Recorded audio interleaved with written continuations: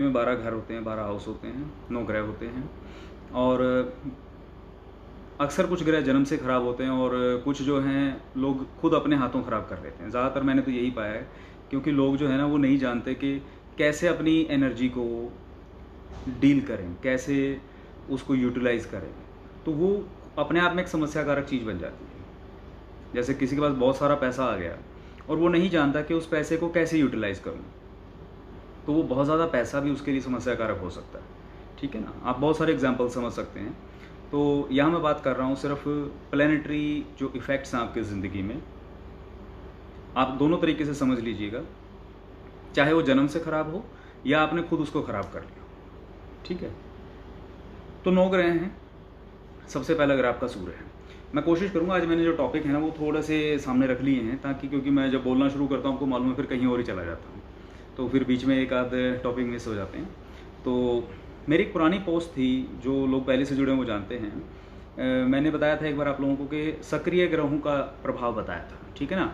जो active planets होते हैं वो अच्छा हो या बुरा हो, जन्म से सक्रिय है या आपने उसको खुद एक्टिव कर लिया है, आपका व्यवहार बहुत मैटर करता है ना, जैसे कि मैंने मेंशन पहले भी किया हुआ है। तो वो चीज़ है। तो आप समझें, अगर आपके ग्रह सक्रिय हो गए हैं तो वो कैसे अपना असर दिखाना शुरू करेंगे। थोड़ी थोड़ी इंट्रो है, अपना अपना प्लैनेट पकड़ते चलिएगा और फिर क्वेश्चंस में उसी हिसाब से डिस्कस कर लेना। सबसे पहला प्लैनेट है दोस्तों सूर्य। सूर्य अगर आपका अच्छा है, एक्टिव हो गया है, अच्छा है, तो आपके अंदर लीडरशिप ले आएगा, नेतृत्व के नेचुरल गुण होंगे। जहाँ भी कुंडली में बैठेगा वहाँ प्रकाश देगा, ज़िंदगी को रोशन कर देगा। ठीक है? और प्रभाव रहेगा आपका। सबसे बड़ी बात यह है कि आपके नेचुरली कुंडली में कहीं भी बैठेगा उस जगह का, उस हाउस का तो प्रभाव रहेगा ही, क्योंकि सूर्य आत्मा का भी कारक है, आपकी चेतना कारक है। आपकी चेतना में एक अलग प्रभाव रहेगा। आपके आसपास के लोग जो हैं वो आपसे प्रभावित होंगे। कंफ्यूज लोग आपके पास आएंगे तो आपके ज्ञान से, आपकी बातों से उन लोगों को एक नई रोशनी मिलेगी। सूर्य आपका आपने सही कर रखा है कुंडली में, चाहे कैसा भी हो। अगर अच्छा है पहले से तो बड़ी अच्छी बात है। अब जिसका खराब हो गया या जन्म से खराब है वो क्या होगा भाई? अब क्योंकि आत्मा का कारक है तो आत्मग्लानि रहेगी। ठीक है? किसी का भला ही नहीं करेगा, करना चाहेगा भी तो उल्टा नाम खराब हो जाएगा। और ज्ञान जो है, अंधकार रहेगा ज़िंदगी के अंदर, क्योंकि प्रकाश तो सूर्य ने दिया है ना, तो अंधकार रहेगा। जहाँ भी कुंडली के अंदर बैठेगा उन घरों को जलाएगा। उन घरों को जलाने का मतलब, जैसे मान लीजिए कि लगन में बैठ करके अगर ख़राब हो गया तो इंसान को खुद की ही इमेज, अपने आप से ही मसले ऐसे हो जाएंगे कि वो अपने आप को कभी इस्टेब्लिश कर ही नहीं पाएगा। चौथे घर में बैठ करके ख़राब हो जाएगा तो सारा दिन मन जलता रहेगा, आत्मा पीड़ित रहेगी, मन पीड़ित रहेगा। ठीक है? तो ये सूर्य के मामले हो गए। नेचुरली काल सर्प की कुंडली, अपना जो काल पुरुष की कुंडली जो है उसमें 5th हाउस का लोड बनता है, तो 5th हाउस आपका पेट का, कमर का, इन मामलों का है। हृदय का कारक तो है ही है। तो आपके भाई नेम एंड फेम का कारक भी है। तो सूर्य खराब अगर हो गया है, आपने कर लिया है, जन्म से है, तो ये वाले मसले जो हैं उसमें भी परेशानी रहेगी। कितना ही जोर लगा लो, जिसका सूर्य खराब, आप समझ लीजिए बहुत सारे लोग मिलेंगे कि यार खूब हम दुनिया का करते हैं, खूब बढ़िया से चाहते हैं सबका भला हो जाए, लेकिन आपको फेम नहीं मिलेगी। खूब प्रयास करने पे भी आपको अगर फेम नहीं मिलेगी, समझ लो आपका सूर्य खराब। ठीक है? पेट में खराबी रहती है, शरीर में ऊर्जा का इम्बैलेंस है, तो ये समस्या रही। अब उसके बाद आप चंद्रमा पे आ जाएं। चंद्रमा मन का कारक है, आपके थॉट प्रोजेक्शंस का है, मदर का है, चौथे घर का नेचुरल कारक है। सही जा रहा है तो सब चीज़ें बहुत सही हैं। आपके विचार अच्छे हैं, आपके मन में अच्छी अच्छी बातें आती हैं, आप थॉट्स को बहुत बढ़िया तरीके से प्रोजेक्ट कर पाते हो, कलाकारी अंदर में है, तो संगीत को एंजॉय करते हो, अच्छे लोगों की कंपनी को एंजॉय करते हो, तो चंद्रमा अच्छा चल रहा है। अगर चंद्रमा बिगड़ेगा, फिर वही कह रहा हूँ, आप खुद भी बिगाड़ते हैं अपने व्यवहार से। ठीक है? तो उसमें क्या होगा? विचार मलिन हो जाएंगे, माँ के साथ नहीं बनेगी, घर में गड़बड़ रहेगी, घर में कलह रहेगा बहुत ज़्यादा, मन को शांति नहीं मिलेगी, आप एक जगह टिकेंगे नहीं। बहुत सारे लोग आपने देखे होंगे ना, चंचलता बड़ी ज़बरदस्त होती है। ठीक है? फोकस कर ही नहीं पाते हैं। समझ, यही चंद्रमा बिगड़ा हुआ है, चाहे उसने खुद बिगाड़ा है या जन्म से बिगड़ा हुआ है। अब मैं बार बार ये जो शब्द कह रहा हूँ ना, खुद बिगाड़ा है या जन्म से बिगड़ा हुआ है, उसका भी थोड़ा सा समझा देता हूँ। कईयों को रहेगा कि हम कैसे बिगाड़ते हैं। आपका व्यवहार, आपका लाइफस्टाइल जिस प्लैनेट की नेचुरल जो गुण होते हैं उनके एंटी चलेगा, तो आप उसका वेस्ट कर रहे हैं। जब वो वेस्ट होना शुरू होगी एनर्जी, आपको मालूम ही नहीं पड़ेगा कि आपने उसको कब बिगाड़ दिया, भले ही कुंडली में उच्च का क्यों ना बैठा हो। मैंने बहुत लोग देखे हैं उच्च के चंद्रमा वाले, इतने लोग देखे हैं, 10 में से 8 लोग, 80% बता रहा हूँ मैं, कुंडली खोल करके देख लीजिएगा, उच्च के चंद्रमा का सदुपयोग नहीं कर पाते। ठीक है ना, बल्कि नो भी हो जाएं तो मुझे कोई हैरत की बात नहीं। कोई एक विरला होता है जो उच्च के चंद्रमा का सदुपयोग कर पाता है। चंद्रमा का सबसे ज़्यादा प्रभाव है आपके जीवन पे, बॉडी का 70% वाटर कंटेंट ही है भाई। ठीक है, मूड स्विंग्स हों, कुछ भी चीज़ें होंगी तो सबसे पहले चंद्रमा में प्रभाव आएगा। तो इस तरीके से आपका आचार व्यवहार आपके ग्रहों को बनाता है, बिगाड़ता रहता है। तो चंद्रमा की पहचान आपने देख ली। खराब होगा तो भाई ये वाले नेगेटिव्स आएंगे, नींद डिस्टर्ब रहेगी, आपको व्याकुलता रहेगी, बेचैनी बनी रहेगी, हाइपरटेंशन हो जाएगी, एंजाइटी बनी ही रहेगी। तो समझ जाइए कि चंद्रमा बिगड़ा पड़ा होगा। ठीक है, डॉक्टर कोई रोग दे दिया है शरीर में, हार्मोन्स का इम्बैलेंस हो गया, कोई रोग हो गया तो डॉक्टर इलाज कराओगे, लेकिन पक्का इलाज उसका अपने चंद्रमा को बैलेंस आपको करना है। डिस्कस करेंगे साथ साथ। फिर मंगल की बात आती है। मंगल आपकी नेचुरल एनर्जी का कारक है, आपके बाहुबल का कारक है। अब आपकी नेचुरल एनर्जी आपकी बढ़िया मेंटेन रहती है, आपका कैसा ही लगन कुछ हो, अगर नेचुरली आपका बलिष्ठ शरीर है, एक जैसे आप बने रहते हैं, ज़्यादा कुछ ताकत की चीज़ें ना भी खाएं तो भी आपका शरीर फुर्तीवान रहता है, सफुर्तीवान रहता है। देखते ही आपकी पर्सनालिटी जो है वो स्पोर्ट्स पर्सन जैसी है। तो नेचुरली मंगल आपका अच्छा है।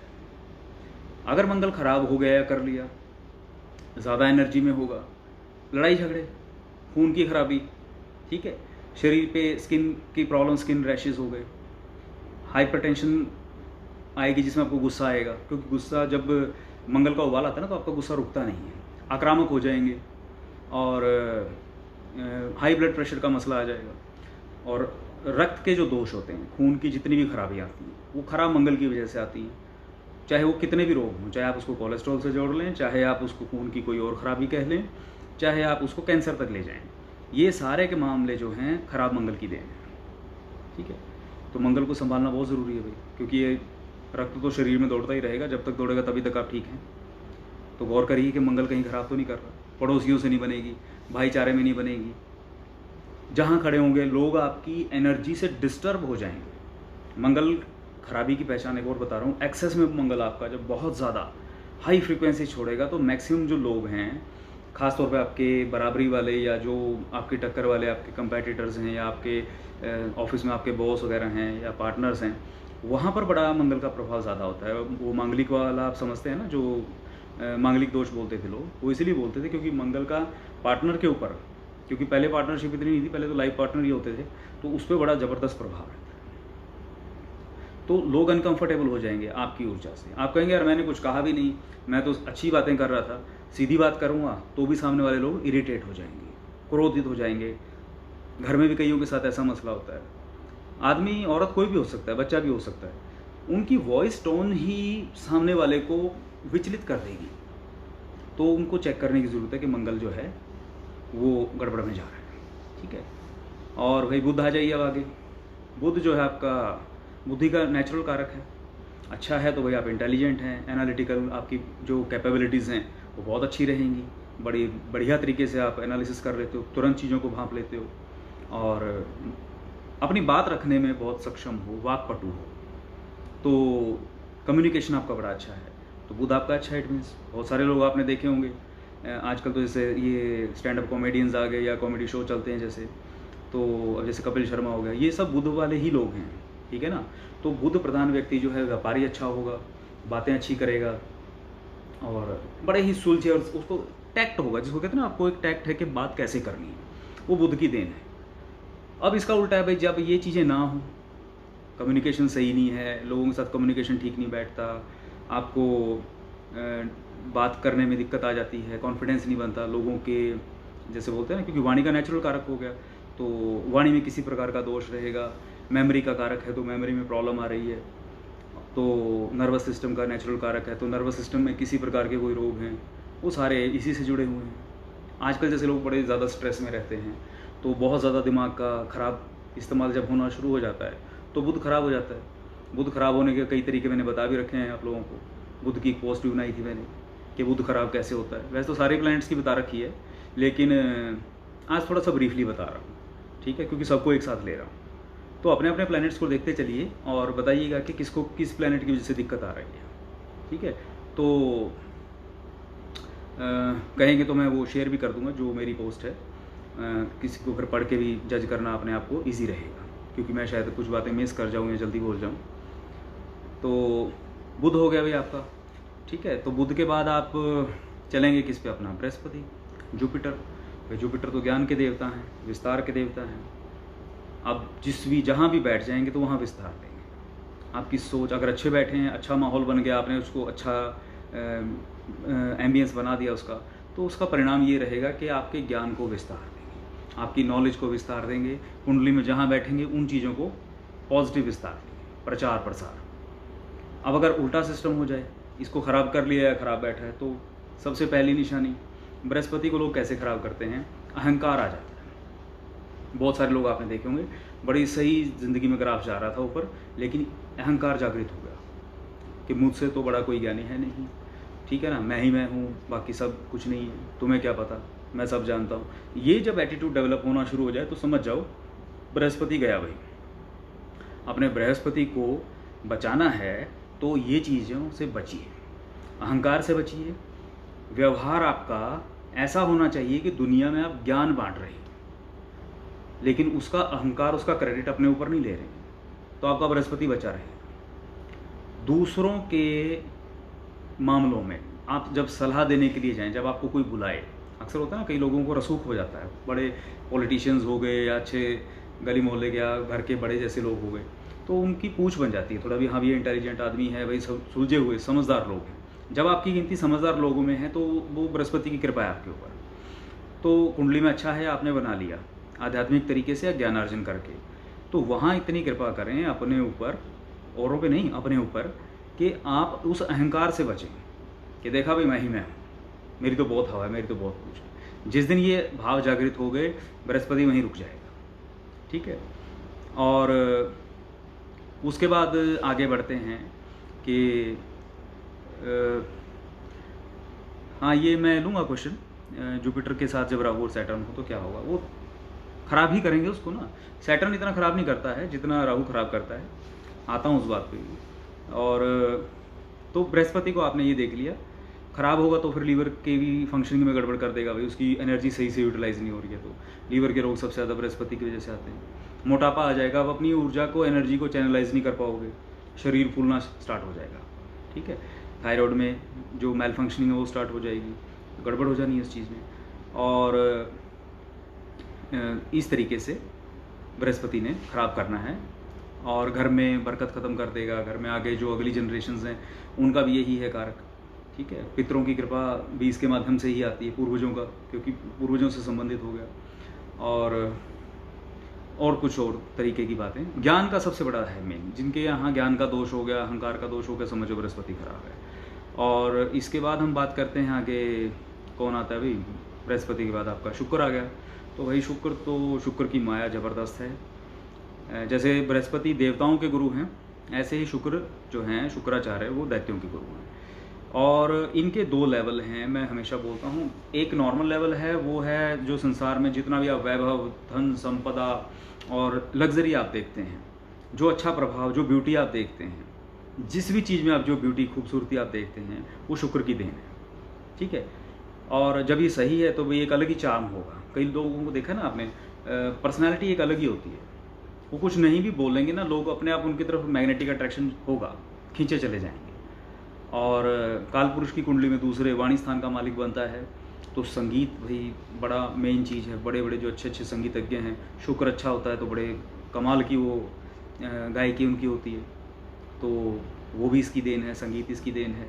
तो जो भी चीज़ लुभाए आपको, आप समझिए, वो चाहे वाणी के माध्यम से कोई चीज़ आपको मंत्रमुग्ध कर रही है, या आपको बाहरी जो भी रूप हो गए किसी चीज़ के, कोई भी चीज़ आपको दिखने में अच्छी लग रही है, वो सब शुक्र की देन है। अच्छा है तो ज़िंदगी में खूब ठाट बाट, खूब पैसा, बरकत, शानदार ज़िंदगी, करोड़पति आदमी बन जाएंगे, चाहे किसी के कितनी ही गरीबी में पैदा हुए, खाली अपने अच्छे व्यवहार, अपने हुनर के दम पे, क्योंकि ये चतुराई का ग्रह है। आदमी जानता है कि मुझे अपनी विजडम कहाँ यूज़ करनी है। देखिए समझिए, बृहस्पति आपको नॉलेज देगा, ठीक है। उस नॉलेज को सही ढंग से आप तभी यूज़ कर पाएंगे जब आपका शुक्र अच्छा है, ठीक है ना। तो विजडम जो है वो नॉलेज से भी आगे का स्टेप आ जाता है। तो इसीलिए कई मामलों में जो बहुत हाई लेवल के जो ज्ञान हो जाते हैं, उन मामलों में मैं शुक्र को बहुत ज़्यादा इंपॉर्टेंस देता हूँ, अगर इसका सही सदुपयोग हो। इसीलिए मीन राशि जो काल पुरुष की कुंडली में 12वें घर में बनती है, जो ज़िंदगी का आखिरी पड़ाव है, मोक्ष का स्थान है, वहाँ पर जाकर के शुक्र का उच्च का होना।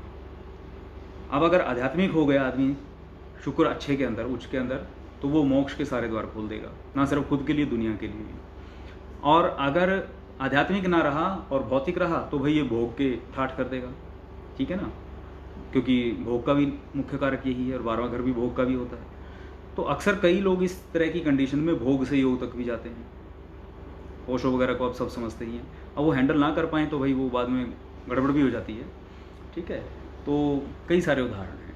अब शुक्र खराब हो गया तो क्या होगा? शुक्र को लोग मैनेज नहीं कर पाते हैं, इसको राहु भ्रष्ट कर देता है।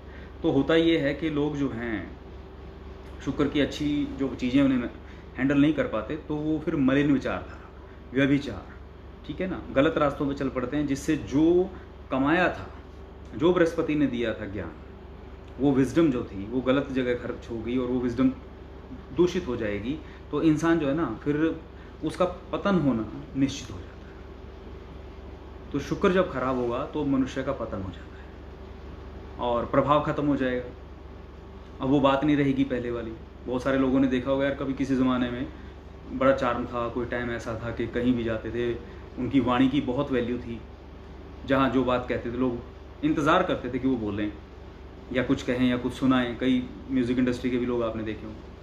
तो लेकिन क्योंकि शुक्र को ख़राब कर लिया उन लोगों ने, तो वो चार्म ख़त्म हो जाता है, रातों रात फिर चीज़ें वो हाथ से चली जाती हैं, वाणी में प्रभाव ही नहीं रहता, ठीक है। तो शुक्र को ऐसे पहचाने। पैसा नहीं है, धन की बरकत नहीं है, तो शुक्र की गड़बड़ है। और अब आगे आ जाएं शनि। शनि तो भाई कठोर ग्रह है, ठहराव का ग्रह है। आपके ज़िंदगी के अंदर अगर ठहराव है, आप डिसिप्लिन हैं, पंक्चुअल हैं, शनि आपका सही है। लेकिन अगर आप आलसी हैं तो शनि खराब कर लिया आपने। ज़िंदगी में अगर आलस्य नहीं जा रहा है, काम ही नहीं हो रहे हैं भाई, वो खूब कोशिशों के बाद भी आप कर भी लें, चलो मान लो आप कहें कि मैं आलसी नहीं हूँ, कोशिश भी कर रहे हैं, लेकिन काम आगे बढ़ ही नहीं रहा, सब चीज़ें ठहर गई हैं, तो ये शनि का प्रभाव है, ठीक है। यहाँ समझ लो शनि ने खराबी कर दी है, क्योंकि नेचुरली वो कर्म का मालिक है, और आपका कर्म अगर आगे नहीं बढ़ रहा, प्रोपोगेट नहीं हो रहा, तो समझ जाइए शनि की गड़बड़ है। टांगों में दर्द है, टांगों की तकलीफ़ें रहती हैं, तो भी शनि की प्रॉब्लम है। उसके बाद राहु है भाई। देखो राहु की माया बड़ी ज़बरदस्त है। मैंने एक पीछे भी वीडियो बनाया था, वहाँ भी आप जा करके देख सकते हैं राहु केतु का। ज़्यादा नहीं यहाँ बोलूँगा, इसलिए संक्षेप में। राहु अच्छा है तो अनलिमिटेड नॉलेज है, वो जहाँ कोई ग्रह नहीं जा सकता आपको, वो सब कुछ दे देगा। लेकिन अगर ये ख़राब होगा, लोग कैसे ख़राब करते हैं वो बता देता हूँ। कुंडली में कैसे ही बैठा हो, लोग इसे कैसे ख़राब करते हैं। जो लोग चुगलियाँ करते हैं, वो मेरी बात ध्यान से सुन लीजिए। जो भी व्यक्ति चुगली करता है, चुगली का मतलब सब समझते हैं, बैक बाइट, पीठ पीछे किसी की बात करना, दो लोगों के बीच में फूट डालना। मैं कहता हूँ आपकी कुंडली में सारे के सारे ग्रह कितने अच्छे क्यों ना हों, अगर किसी को ये आदत है दो लोगों के बीच में खटास डालना, उनके रिश्ते ख़राब करना, क्योंकि ये षड्यंत्र हो गया ना, कॉन्स्पिरेसी, जैसे शकुनी का काम होता था। कितना ही वो व्यक्ति कैपेबल क्यों ना हो, कितने ही अच्छे उसके बाकी ग्रह क्यों ना हो, वो अपने हाथों अपने जड़ें काट रहा है। किसी को भी देख लीजिए आप, कुंडलियाँ खोल खोल के देख लीजिए, वो व्यक्ति जितना उसमें पोटेंशियल था उसका सदुपयोग कभी नहीं कर पाएगा। और जब खराब ग्रहों की दशा आएंगी, सबसे बुरी मार उसी को पड़ती है। तो इसलिए चुगलियों से बचें, किसी की निंदा न करें, जो कहना है मुंह पे कहें। 2 मिनट के लिए कोई नाराज़ी होगा, कोई बात नहीं है, अगर कहना ज़रूरी है तो मुंह पे कहें, पीठ पीछे किसी की बात ना करें। दोगलापन ना लेके आएँ कि सामने किसी को किसी और तरीके से बात करते हैं, पीठ पीछे किसी और तरीके से बात करते हैं, तो वो भी दोगलापन है। उससे भी राहु को ज़्यादा खराबियों की आदत पड़ जाती है। एक जैसे रहें, मोनोटोनी बनाएं यहाँ पे व्यवहार के अंदर। तो राहु को खराब होने से बचाएं, ठीक है। षड्यंत्रों के अंदर जाने की ज़रूरत ही नहीं है आपको, शुरुआत ही यहीं से होती है। आदमी सामने कुछ है, पीछे कुछ है, तो वहाँ से राहु मौका पकड़ता है। और केतु तो भाई ऐसा है, देखो अथाह बल का प्लैनेट है, कोई पावर की कमी नहीं है। आप आध्यात्मिक हैं तो मोक्ष का कारक है, और सही प्लैनेट के साथ जुड़ गया तो अकेला इतना सक्षम है कि आपकी नैया पार लगा देगा। इसको तो हैंडल करना पड़ता है, इसको साथ देना पड़ता है सही। अगर आप सही साथ नहीं देंगे तो ये ख़राब साथ ले लेगा, और ख़राब को अगर मिल गया तो फिर भाई चाहे पूरे प्लेनेट सारी कोशिशें एक तरफ लग जाएं, अकेले में इतना सामर्थ्य है कि ये हिलने नहीं देगा आपको। लोगों की 10 पीढ़ियाँ बीत जाती हैं, मैं आपको बता रहा हूँ, हालात वहीं के वहीं पड़े हैं। ठीक है, तो केतु ऐसी चीज़ है, अनजाना डर, ऐसी चीज़ें जो समझ से परे हैं, वो सब केतु की देन है। तो केतु को ख़राब होने से बचाने के लिए सबसे मेन चीज़ यही है कि अगर आपको डर लगता है, भ्रम बना रहता है, भय बना रहता है, तो आप भय और इस तरीके की जो कहते हैं ना कि समझ में नहीं आ रही स्थितियाँ, हमेशा दुविधा में रहते हैं, उनसे बचें। तो समझ जाएं कि केतु को आप बचा सकते हैं। अगर ये चीज़ें बनी रहती हैं तो समझ जाइए कि केतु ख़राब है। तो ये थोड़ा थोड़ा मैंने संक्षेप में चीज़ें बता दी।